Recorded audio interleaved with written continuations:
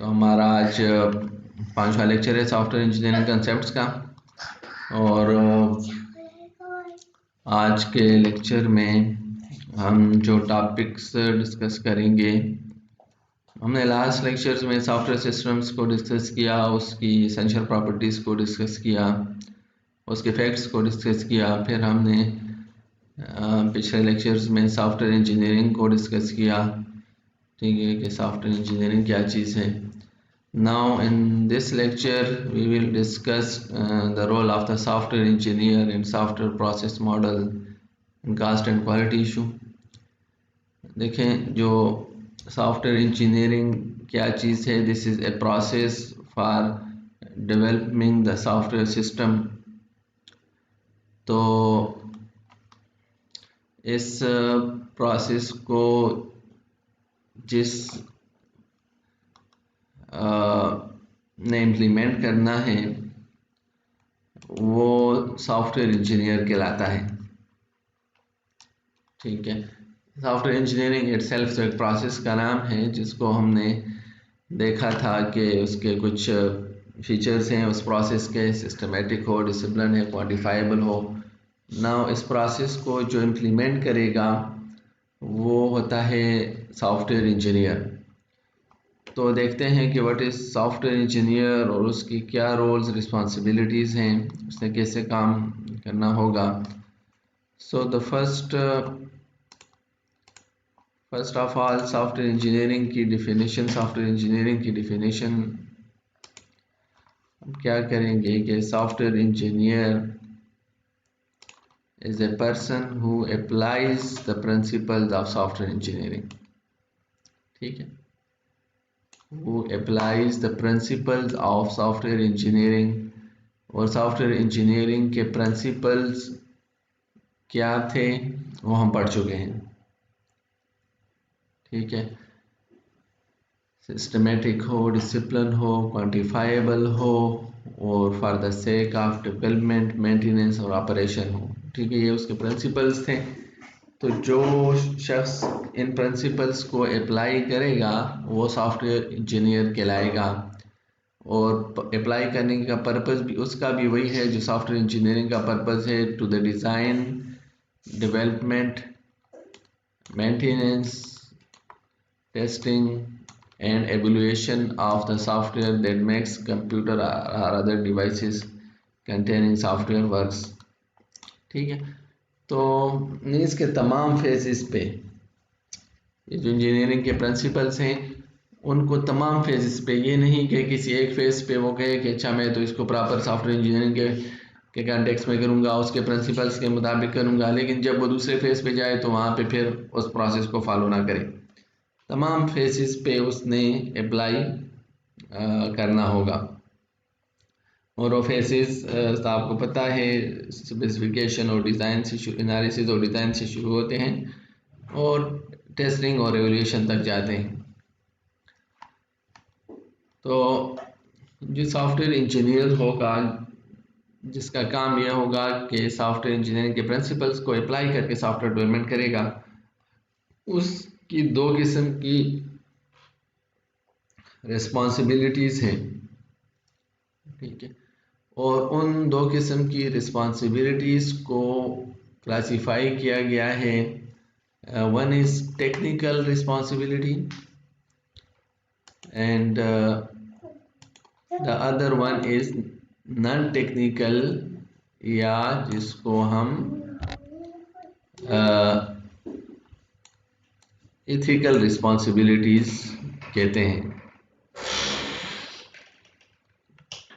सो दो किस्म की रिस्पॉन्सिबिलिटीज़ हैं, one is technical responsibility and the other one is non technical और ethical responsibilities. Now what are technical responsibilities? So technical responsibility किसी software engineer की क्या होगी? First of all software engineer should adopt, उसको adopt करना पड़ेगा क्या? A systematic and organised approach to their work, ठीक है। अब ये सिस्टमेटिक ऑर्गेनाइज अप्रोच और देयर वर्क क्या चीज़ है? देयर वर्क तो मीन्स के उसका काम क्या है, सॉफ्टवेयर डेवलपमेंट है। ठीक है, सॉफ्टवेयर इंजीनियर तो और कोई काम नहीं करता, वो सॉफ्टवेयर डेवलपमेंट करता है, तो वर्क तो वो है। और ये जो सिस्टमेटिक और ऑर्गेनाइज्ड अप्रोच है, ये वही प्रिंसिपल है सॉफ्टवेयर इंजीनियरिंग के, जो हमने सॉफ्टवेयर इंजीनियरिंग के डेफिनेशन में देखे थे, सिस्टमेटिक, डिसिप्लिन, क्वांटिफाइबल अप्रोच। तो ये वही चीज़ें हैं। इन अदर वर्ड्स के सॉफ्टवेयर इंजीनियर को हर सूरत में अडॉप्ट करना होगा सॉफ्टवेयर इंजीनियरिंग के प्रिंसिपल, ये इसकी टेक्निकल रिस्पॉन्सिबिलिटी है, कोई ऑप्शनल चीज़ उसके लिए नहीं है। दूसरी बात ये है कि वो प्रॉपर यूज़ करे अप्रोप्रिएट टूल्स, टेक्निक्स और या कोई मेथोडोलॉजी हो depending on the problem to be solve. ठीक है, तो उसको टूल्स टेक्निक्स का पता हो ताकि वो उस प्रोसेस में उसको यूज़ कर सके, उसको पता भी उसका हो और उनका अप्रोप्रिएट यूज़ भी वो करे। सो नाउ ये जो दूसरा पॉइंट है, ये बेसिकली अगर आप लोग याद करें तो पिछले लेक्चर में हमने सॉफ्टवेयर इंजीनियरिंग को इस तरह भी डिफाइन किया था कि ये कलेक्शन है हमारे पास टूल, टेक्निक और मेथोडोलॉजीज का। इन चीज़ों को प्रॉपरली अप्लाई करने का नाम सॉफ्टवेयर इंजीनियरिंग है। तो सॉफ्टवेयर इंजीनियर के टेक्निकल रिस्पॉन्सिबिलिटी सॉफ्टवेयर इंजीनियरिंग की दूसरी डिफिनेशन से मेलाई करती है। ठीक है, उसके मुताबिक है कॉरेस्पॉन्डिंग से। ये दो रिस्पॉन्सिबिलिटी हुई। थर्ड जो रिस्पॉन्सिबिलिटी है technical responsibility, that is the development constraint. आपके पास एंड रिसोर्स अवेलेबल। जब भी एक सॉफ्टवेयर इंजीनियर सॉफ्टवेयर डेवलपमेंट करेगा तो हर डेवलपमेंट में, हर प्रोजेक्ट में उस पे कुछ कंस्ट्रेंट्स होंगी, कुछ ऑब्लिगेशन होंगे, कुछ रूल्स होंगे। ठीक है, हर प्रोजेक्ट में, कोई भी प्रोजेक्ट ऐसा नहीं हो सकता चाहे वो कितना सिंपल क्यों ना हो, ठीक है, और कितना कम्प्लेक्स ही क्यों ना हो, हर प्रोजेक्ट में उस पे कुछ कंस्ट्रेंट्स होंगे। तो उन कंस्ट्रेंट्स को वो कंसिडर करें, मीन्स उनको जहन में रखकर सॉफ्टवेयर डेवलपमेंट करें। और फिर दूसरी जो चीज़ होगी हर प्रोजेक्ट के लिए कि कुछ रिसोर्सेज उसके पास अवेलेबल होंगे। ठीक है, चाहे वो छोटे से छोटा प्रोजेक्ट ही क्यों ना हो या बड़े से बड़ा प्रोजेक्ट हो, हर प्रोजेक्ट में ये दो चीज़ें बाय डिफ़ॉल्ट आएंगी कि कुछ कंस्ट्रेंट्स होंगे और कुछ उसके पास रिसोर्सेज अवेलेबल होंगी। तो उसने जो डेवलपमेंट करनी है इन दोनों चीज़ों को जहन में रख के और सामने रख के करनी है। ठीक है, कंस्ट्रेंट को जहन में रखेगा और अवेलेबल रिसोर्सेज को जहन में रखेगा और फिर सॉफ्टवेयर इंजीनियरिंग को अप्लाई करेगा। तो ये जो चीज़ है, this is the technical responsibility of a software engineer. इसी तरह इंजीनियर या software engineer need to produce product that customer actually want and are willing to pay real money for. ठीक है, कि सॉफ्टवेयर इंजीनियर ने प्रोड्यूस करने हैं वो प्रोडक्ट्स, ठीक है, जो कस्टमर चाहता है, ना कि जो सॉफ्टवेयर इंजीनियर खुद चाहता है। नहीं, कस्टमर की वांट और विलिंगनेस। ठीक है, और उसकी विलिंगनेस किस सेंस में हो कि वो उसकी पेमेंट करना चाहे, वो उसकी रिपेमेंट करे। तो इस चीज़ को जहन में रख के सॉफ्टवेयर इंजीनियर सॉफ्टवेयर डेवलप करेगा।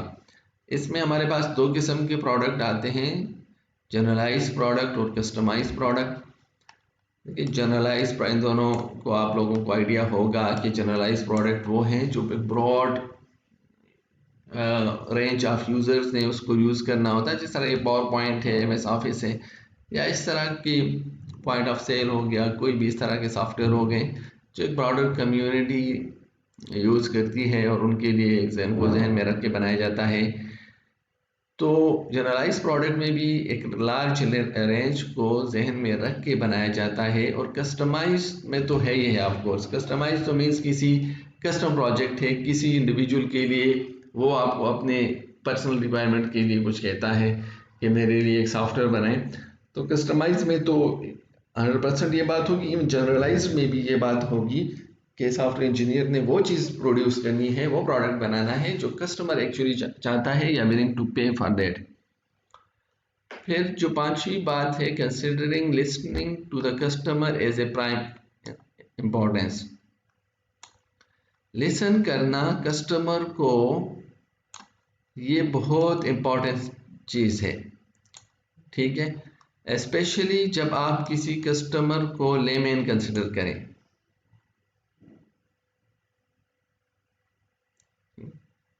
लेमैन कस्टमर कंसिडरेशन करें, मीन्स के देखें एक सॉफ्टवेयर इंजीनियर होता है, वो अगर ख़ुद को सॉफ्टवेयर इंजीनियर समझे और बहुत बड़ी चीज़ समझे, और जो उसके सामने जो उसका क्लाइंट है उसके बारे में उसके जहन में हो कि दिस इज़ ए लेमैन, उसको तो कुछ भी नहीं पता, और ये अगर माइंड सेट हो आपका, तो आप कभी भी कस्टमर की बात गौर से नहीं सुनेंगे, और जब कस्टमर की बात गौर से नहीं सुनेंगे तो उसके बड़े नेगेटिव इफ़ेक्ट्स फिर आते हैं प्रोजेक्ट पे। लिहाजा ये भी आपकी एक टेक्निकल रिस्पॉन्सिबिलिटी है कि आपके सामने जो भी कस्टमर है, जो भी आपका क्लाइंट है, उसको सुनना, उसकी बात को गौर से सुनना और उसको प्राइम इम्पोर्टेंस देना, ये भी एक सॉफ्टवेयर इंजीनियर की टेक्निकल रिस्पॉन्सिबिलिटी में ये बात आती है।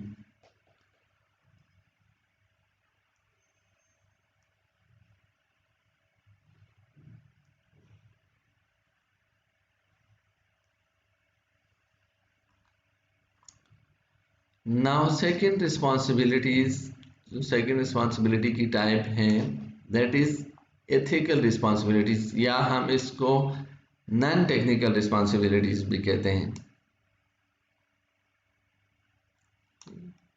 एथिकल और नॉन टेक्निकल रिस्पॉन्सिबिलिटीज के मीन्स, ये टेक्निकल तो ये है ना, उसको टूल टेक्निक्स आने चाहिए, तो ये एथिकल या ना टेक्निकल में ऐसी बात नहीं होती कि उसने सॉफ्टवेयर इंजीनियरिंग की डिग्री की हो और उसको टूल टेक्नोलॉजीज आनी चाहिए, ये बातें नहीं। अब यहाँ पे एथिकल है, in some instances our program have safety critical implication where people might die if a program has error. कि देखिए हमारे पास सिचुएशन ये भी हो सकती है कि आप एक ऐसा सिस्टम बनाएं कि you have safety critical implication, ठीक है, वो फॉर एग्जांपल मेडिकल का कोई सॉफ्टवेयर हो और उसमें थोड़ी सी गलती भी क्या हो, लोगों की ज़िंदगियों का ख़तरा हो उसमें, या अदर केसेस में क्या हो सकता है कि all businesses could be at risk if the program is not correct. किसी का बिजनेस हो, ठीक है, वो भी एट रिस्क हो सकता है। आपको तो पता है ना, आजकल तो ऑनलाइन की दुनिया है, ई कामर्स का ज़माना है, ठीक है, तो बिजनेसेस जो है, बिजनेसेस और भी बहुत सारे काम, ई गवर्नेंस के, ई गवर्नमेंट के काम जो हैं, वो क्या हैं,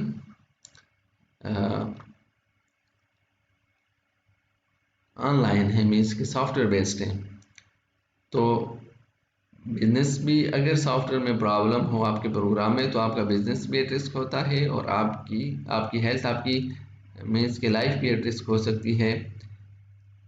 तो engineers must always consider their responsibility and obligation to the customer, means कि अब इस काम की जो सीरियसनेस है वो सॉफ्टवेयर इंजीनियर को समझनी चाहिए कि मैं अगर ऐसा कोई सॉफ्टवेयर बनाऊं जो हेल्थ से रिलेटेड हो, जो बिज़नेस से रिलेटेड हो, और मैं उसको सीरियस ना बनाऊं, मैं उसमें गलतियां छोड़ूं, मैं उसको ठीक तरीके से ना बनाऊं, तो हो सकता है कि मेरे जो एरर्स हैं वो टेस्टिंग फेज से भी गुजर जाएं, ठीक है, वो अनडिटेक्टेड स्टेट में रह जाएं, लेकिन स्टिल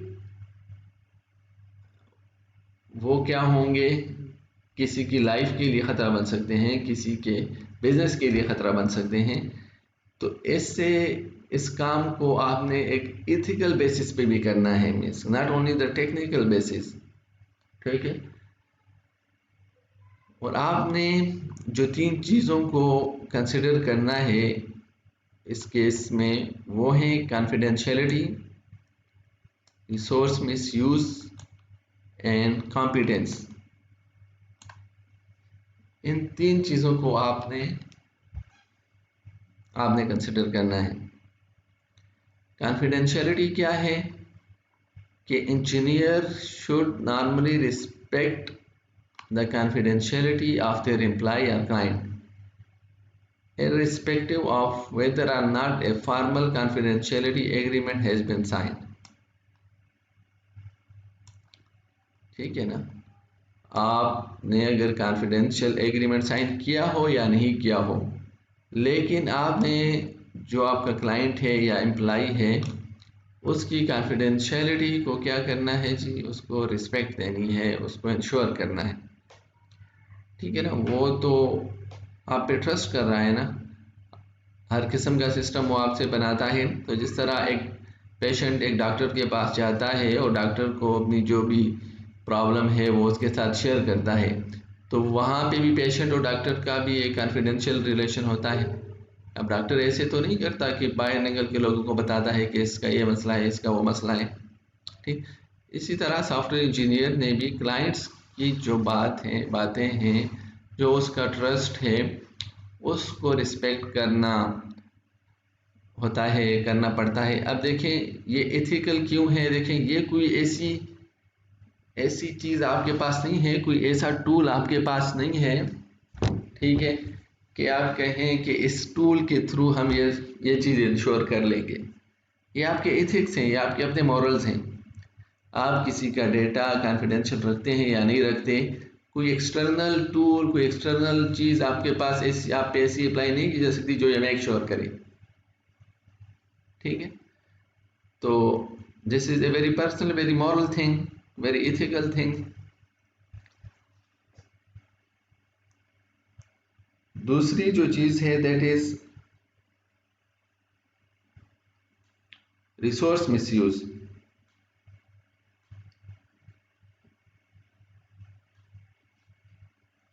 रिसोर्स मिसयूज का मतलब ये है कि सॉफ्टवेयर इंजीनियर जो होता है उसके पास जो क्लाइंट है उसके डिफरेंट रिसोर्सेज होंगे।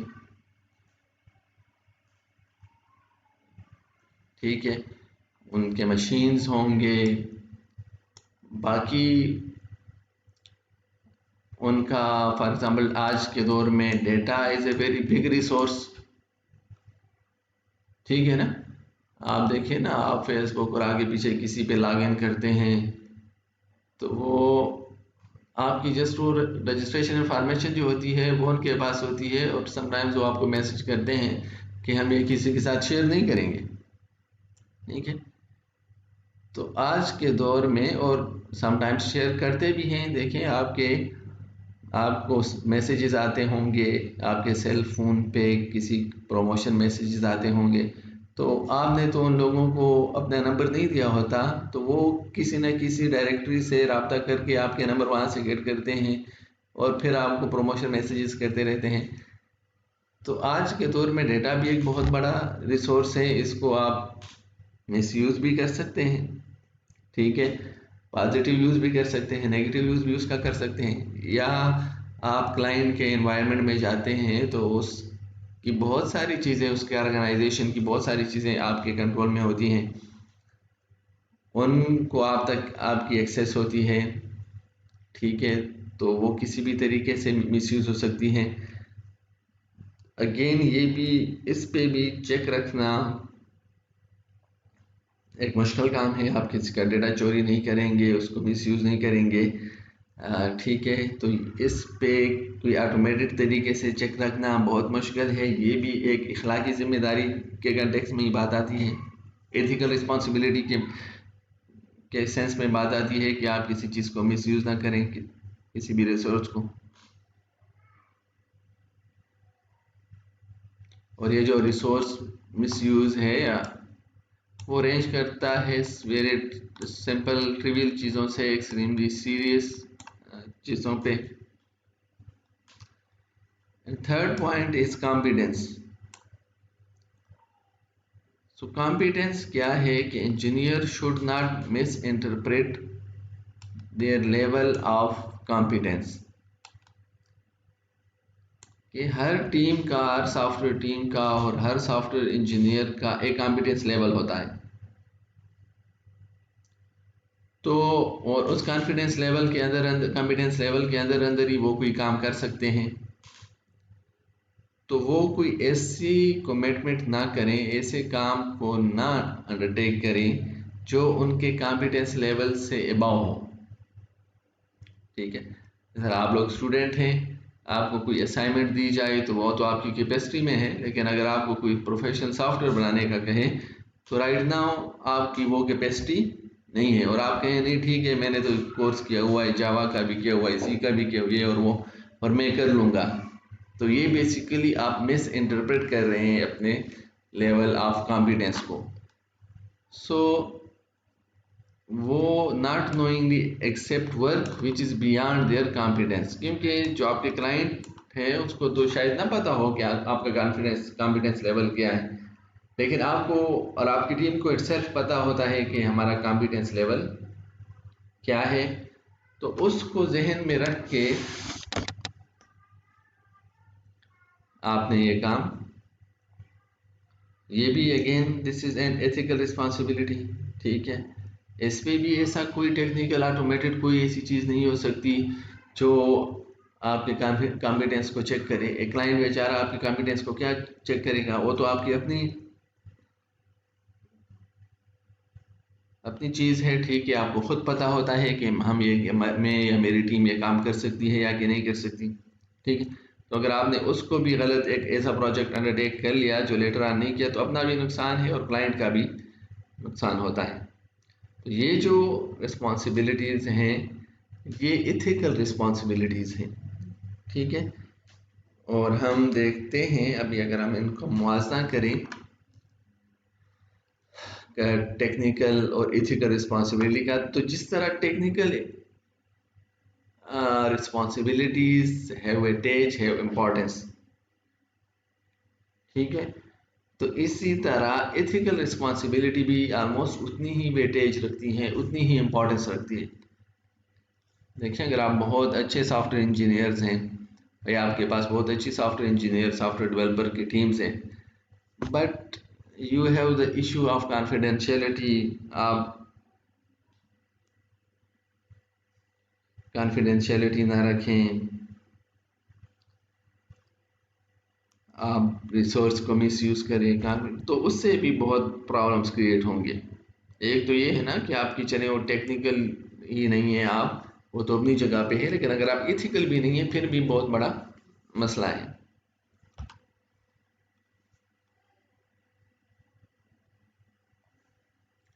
ओके जी, सो दिस इज अब हम सॉफ्टवेयर इंजीनियर्स और बाकी इंजीनियर्स की लाइफ्स को देखते हैं। ये हमारे पास सिविल इंजीनियर्स हैं कि कुछ मैप को वो डिस्कस कर रहे हैं, ठीक है। और you can see on their faces they are very happy, are in good mood, ठीक है। ऑन फील्ड हैं, ऑन ऑन साइट हैं और किसी चीज़ को डिस्कस कर रहे हैं and in a good mood, ठीक है। तो एक एनालॉजी है सिविल इंजीनियर लाइफ की, इसके corresponding we have software engineers. Software engineer की लाइफ को आप देखें तो यहाँ पे तो मूड वाली कोई बात ही नहीं है। आप डिस्ट्रेस से स्टार्ट होते हैं, आप होते हैं, और जिस तरह राइट नाउ अभी हम ऑनलाइन सेशन में बैठे हुए हैं कि हम में से हर एक के सामने एक टेबल है और एक पीसी है और हम हैं, बस एक रूम में तीन चीज़ें हैं, अकेले रूम में हम बैठे हैं और हमारे पे मुख्तलिफ़ किस्म की सिचुएशन आती हैं। कहीं पे हम जब फॉर एग्ज़ाम्पल जब प्रोग्राम कर रहे होते हैं तो पहले तो डिस्ट्रेस होता है कि यार ये तो नहीं होगा, फिर अगर थोड़ी सी कोशिश करके कि कुछ हो जाए तो फिर एक्साइटेड हो जाते हैं, नेक्स्ट पे एस्टॉनिश्ड हो जाते हैं अगर कोई ऐसी चीज़ सामने आ गई, और एक टाइम एंथुसियाज्म आ जाता है, एक टाइम पे लव आ जाता है, ठीक है। अगर अनएक्सपेक्टेडली प्रोग्राम ठीक रन हो गया, और इस तरह डिसइल्यूशनमेंट है, फ्राइट है, हॉरर है, फरी है, ठीक है, फ्रस्ट्रेशन है, द एंड है। द एंड में फिर आप हैं और आप मीन्स के यहाँ चेयर से उठते हैं, बेड पे जाते हैं and there is a doctor जो आपका फिर ट्रीटमेंट करता है। तो this is software engineer life basically, ठीक है। तो ऑन साइट आप सॉफ्टवेयर इंजीनियरिंग की यही लाइफ होती है, हाँ। फिर अगर आप टाइम निकालें और बाहर जाएं तो और बात है, लेकिन जब भी आप कंप्यूटर के सामने बैठेंगे तो you will go from all the stages one way और अनदर वे।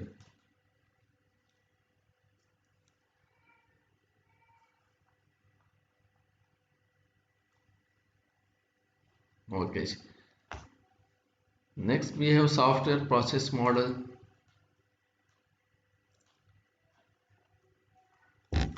सॉफ्टवेयर प्रोसेस मॉडल किसे कहते हैं? देखें, इस टर्म्स को ही समझें तो आपको वैसे सॉफ्टवेयर प्रोसेस मॉडल की समझ आ जाएगी कि सॉफ्टवेयर प्रोसेस, इस इन दो टर्म्स को लें और तीसरा टर्म है मॉडल। तो सिंपल टर्म्स में सॉफ्टवेयर प्रोसेस में जो भी for example software development process होगा उसका जो मॉडल होगा that is called software process model. और वो जो प्रोसेस है वो वही फॉर सॉफ्टवेयर इंजीनियरिंग के केस में सिस्टमेटिक, डिसिप्लिन और क्वांटिफायबल अप्रोच का नाम है। सो इसको हम सॉफ्टवेयर प्रोसेस मॉडल कहते हैं या सॉफ्टवेयर डेवलपमेंट प्रोसेस कहते हैं। और ये कंसिस्ट करता है particular set of software development practices पे। ठीक है, STPs सॉफ्टवेयर डेवलपमेंट प्रैक्टिसेस पे, जो कि किसी ना किसी ऑर्डर में परफॉर्म होती हैं, प्री डिटरमिन ऑर्डर में। पहले आपने प्लानिंग करनी है, फिर एनालिसिस करनी है, फिर डिज़ाइन एंड सो ऑन ऐसा। और ये जो SPM है और इसके जो फेजेस हैं या सॉफ्टवेयर डेवलपमेंट प्रोसेसेस हैं वो क्या होते हैं? ये डिफाइन करता है कि स्टेजेस का या फेजेस का ऑर्डर क्या है, और एस्टेब्लिश करता है transition criteria for progressing from one stage to the next. ठीक है, एक फेज से दूसरे फेज में आपने कब जाना है। ये होती हैं हमारे पास STPs की list, software development practices list, जो रिक्वायरमेंट इंजीनियरिंग से स्टार्ट होती है। Analysis, design, code, integration, reviews, testing, maintenance, configuration management और प्रोजेक्ट मैनेजमेंट। ये हमारे पास वो लिस्ट ऑफ फेजेस हैं जिसको हम सॉफ्टवेयर डेवलपमेंट प्रैक्टिसेस भी कहते हैं। ये इनकी लिस्ट है। इसमें हमने ये लास्ट टू को रेड किया हुआ है। ये बेसिकली यहाँ पे डिफ्रेंसिएशन इसलिए है कि ये तो वो STPs हैं, वो फेजेस हैं, वो प्रैक्टिसेस हैं जो through out of the project चलती हैं, स्टार्ट से लेकर एंड तक। जबकि बाकी जो हमारे पास ये ऊपर वाले STPs हैं इनका अपना अपना लेवल, अपना अपना टाइम है। ठीक है, तो बाकियों का अपना अपना टाइम है और ये जो है हमारे पास throughout the software project चलती हैं। Then we have cost. Cost, चूँकि सॉफ्टवेयर प्रोजेक्ट में कास्ट एक इम्पॉर्टेंट फैक्टर है। हर एक प्रोजेक्ट का बजट होता है, उसकी कास्ट होती है। तो जो हमारे पास जो इसका ग्राफ है वो ये है कि 40% कास्ट डेवलपमेंट कास्ट होती है और 60% टेस्टिंग और मेंटेनेंस की कास्ट होती है। जबकि हम नॉर्मली हमारे मैथ में इसका रिवर्स है, हम समझते हैं कि नहीं शायद development cost is the major cost और टेस्टिंग और मेंटेनेंस कास्ट कम है, लेकिन रियलिटी में डेवलपमेंट कास्ट कम होती है और टेस्टिंग और मेंटेनेंस की कास्ट ज़्यादा होती है। ठीक है, so software cost more to maintain than it does to develop. So development से ज़्यादा हमारे पास मेंटेनेंस कास्ट ज़्यादा होती है। और वैसे भी सॉफ्टवेयर की जो कास्ट है वो डोमिनेट करती है हार्डवेयर या कंप्यूटर सिस्टम की कास्ट को। आप देखें ना, आपकी लैपटॉप की, आपके डेस्कटॉप की कीमत होगी, लेकिन अगर ये जो सॉफ्टवेयर हैं ये अगर आप लाइसेंस वाले ख़रीदें तो इनकी कीमत आपके हार्डवेयर से ज़्यादा हो जाती है। तो ये हमारे पास वो ग्राफिक देखें, यहाँ तक डेवलपमेंट कास्ट है वो कि लेस देन या अप टू 40% है, और उससे आगे जो है वो सिस्टम टेस्टिंग और मेंटेनेंस कास्ट।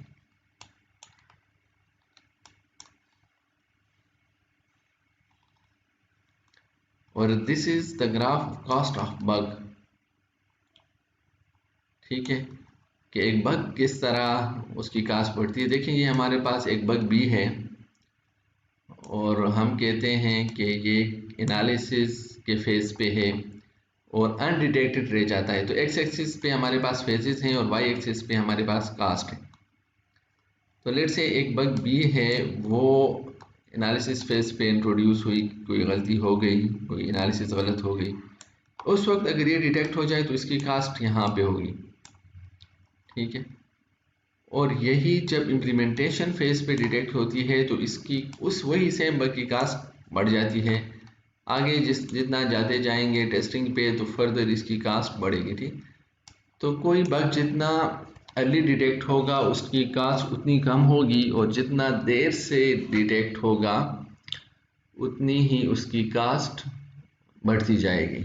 तो ये बात बहुत इम्पॉर्टेंट है समझने के लिए कि चूँकि आपके सॉफ्टवेयर की कास्ट वो आपका बजट है, तो अगर आप बजट को कंट्रोल करना चाहते हैं, ठीक है, तो आपको बेसिकली बग्स पे कंट्रोल करना पड़ेगा। और बग्स पे कंट्रोल करने का मतलब ये है कि you detect the bugs as early as possible.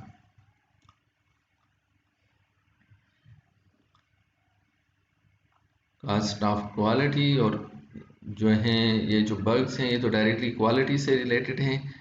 So we need to kill the bug, kill them before they cost you, ठीक है। अर्ली डिटेक्शन है किसी भी बग की, जितनी जल्दी होगी मैं उसकी कास्ट कम देखेंगे। ये बेसिकली वही कास्ट बता रही है। तो जैसे जैसे हम आगे बढ़ते जाते हैं उसकी कास्ट हमारे पास बढ़ती जा रही है। तो समराइज हम करते हैं software system, systems of engineering और रोल ऑफ सॉफ्टवेयर इंजीनियर को आज हमने देखा है, प्रैक्टिसेस को थोड़ा देखा है, कास्ट और बग्स के ग्राफ्स को देखा है। सो this will conclude our lecture today. If you have any question, you are welcome.